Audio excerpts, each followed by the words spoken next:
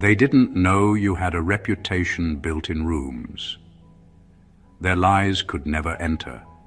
The problem with the people who tried to smear your name is that they assumed everyone thought on their level. They thought their bitterness was universal, as if the whole world was secretly waiting to join them the moment they decided to throw dirt on you. What they didn't realize is that your name had already traveled into places they had no access to. Your character had been building interest long before their jealousy began forming complaints. Your reputation wasn't shaped by gossip, it was shaped through years of consistency, humility, and the quiet way you showed up for people. The rooms that respect you are filled with individuals who judge based on behavior, not emotions.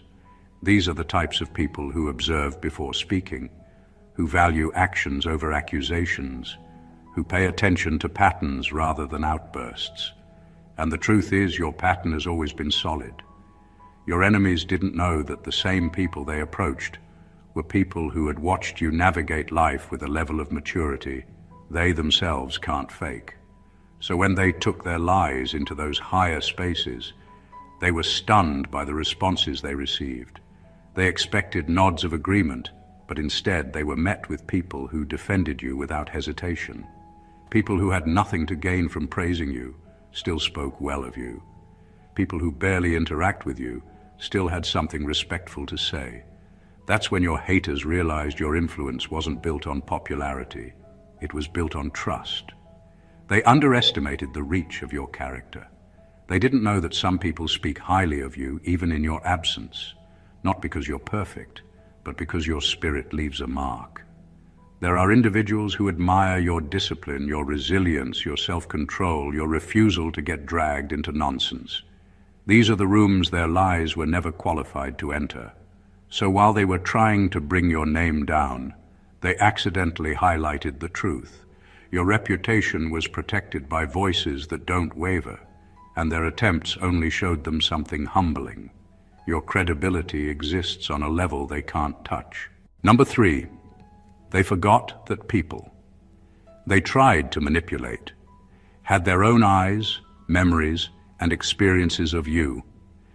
One of the biggest mistakes your haters made was assuming everyone would blindly accept whatever story they tried to push. They approached people as if they were empty containers, ready to be filled with their bitterness. What they didn't consider is that people already knew you. They had interacted with you, watched how you carried yourself, observed how you handled difficult situations, and paid attention to the way you talked to others. These memories didn't just disappear because someone desperate for validation showed up with a tale.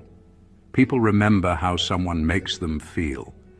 They remember the moments when you treated them with respect, when you weren't petty, when you didn't join unnecessary drama, when you did the right thing even if no one was watching. These real-life experiences stand stronger than any rumor. So when your enemies tried to manipulate others, they were talking to individuals who had their own archive of you, an archive that didn't match the negativity being presented. And this is where your haters got exposed.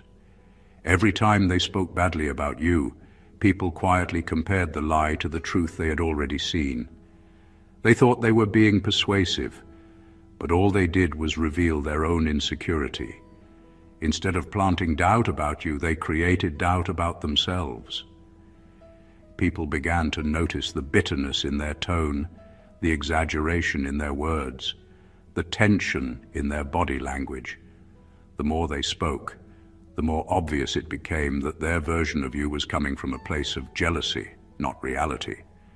What they failed to realize is that relationships, even simple ones, are built on patterns, and your pattern has never been reckless, disrespectful, or unstable. Your consistency made people immune to manipulation. They couldn't be convinced to hate someone who had never given them a reason to. That's why your enemies ended up frustrated and embarrassed.